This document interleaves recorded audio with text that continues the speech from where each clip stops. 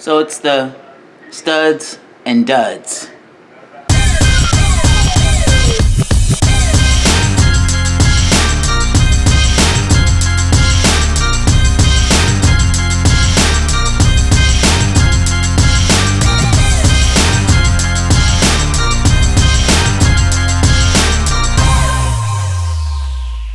Fin fans up north and fans in the south, to the east and to the west. What's better than this? More of this. Let's talk about it.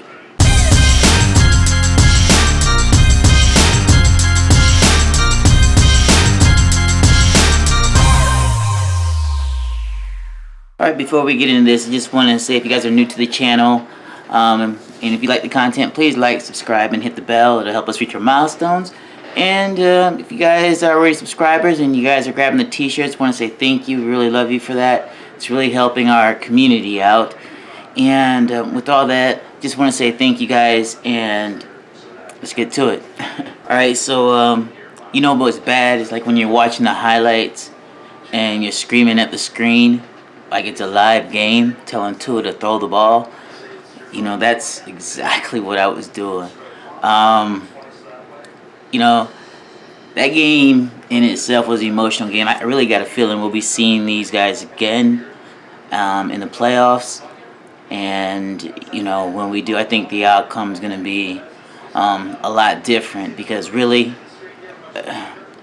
we more or less beat ourselves in that game. The Bengals did nothing different, I don't think.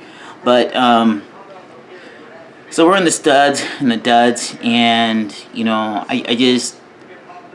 There's a few players I picked for the studs in this game. The offensive line, for the most part, they held up. And, you know, even the part where Tua got hurt, that really wasn't the offensive line issue. That was just more or less Tua holding onto the ball. But the offensive line, you know, they were studs in this game. I was also looking at Cole. Cole, you know, is an undrafted corner that made the team. And, you know, if you guys have been paying attention, he's really good. I mean, he has some solid tackles in the game. And, you know, these tackles, if he wouldn't have made them, you know, definitely would have went for more. Some of them maybe even went to the house. But he definitely stood his ground and made the stop when it was counted on. I also want to give it to, like, Ingram and also Jerome Baker. You know, those two were everywhere during that game. And, you know, they were making plays consistently. And Wilkins, too. Wilkins was definitely, you know, making plays. And, you know, when the defense was putting the pressure on Burrow, they were there they were the ones, you know, putting that pressure on him.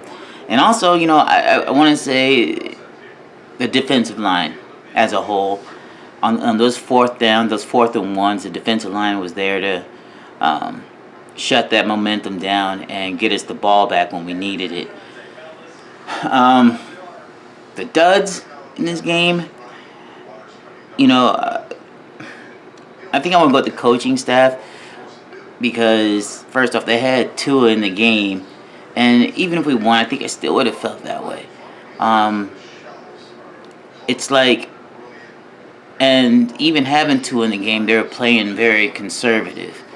And, you know, that in itself was kind of like, it just seemed like a slower offense. Like we weren't doing what we're capable of doing like we were doing the last couple games. And, you know, I just didn't feel that the coaching staff, you know, was really on point with all the decision makings. And then to keeping Teddy, you know, in the game for, like, you know, the whole third period and the whole fourth period. I thought they'd probably pull him. Which leads to the next dud is Teddy.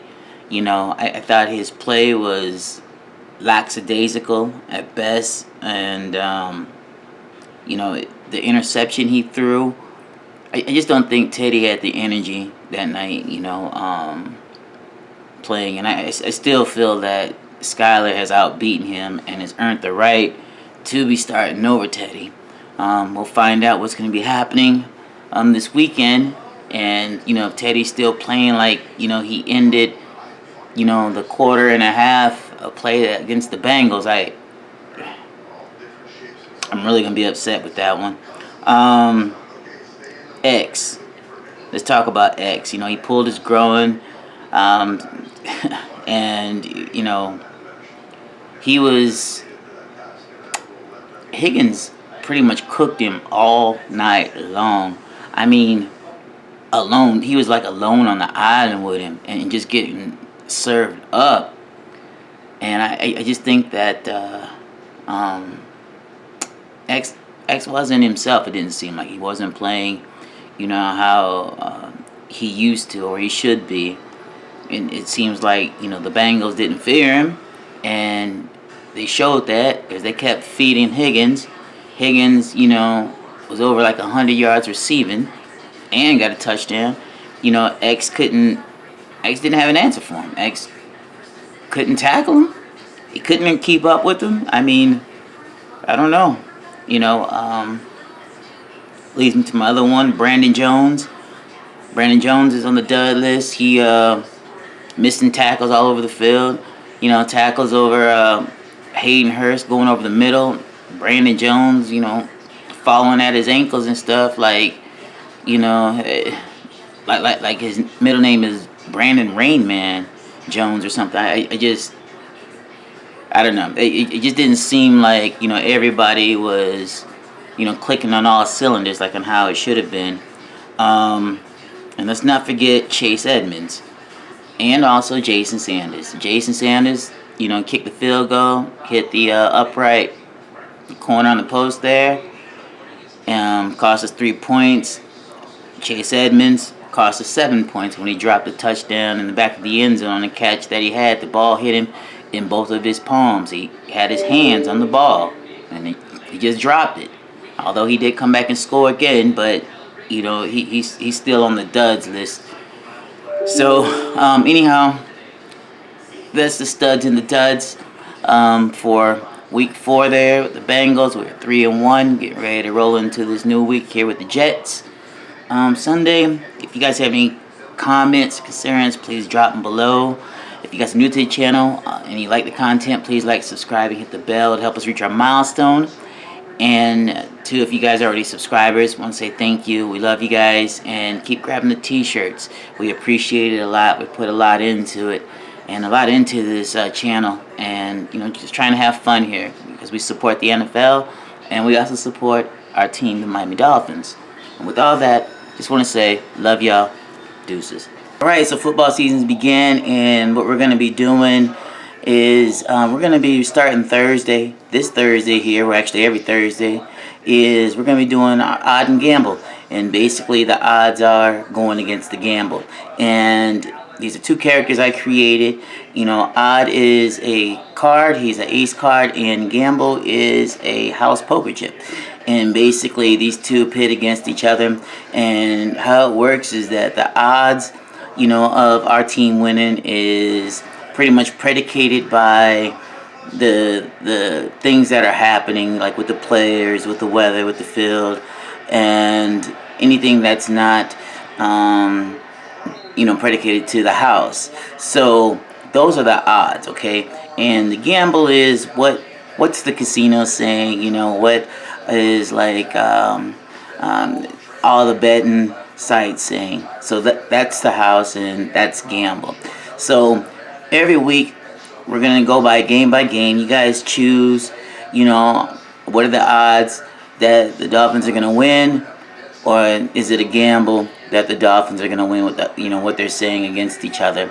So you just choose odd or just choose gamble, and I'll do the rest. And then Sunday before kickoff, an hour before kickoff, I'll give the results of who's winning, okay? So that's how we're going to do that. So odd and gamble starting this week, and every Sunday I'm going to drop the results for that, okay? Good deal. So let's have some fun this season, and we're 1-0. So let's have some fun this season, and let's try to get to the Super Bowl. Fin fans in the north, fin fans in the south, to the east and to the west. Fin fans up north and fans in the south, to the east and to the west. What's better than this? More of this. Let's talk about it.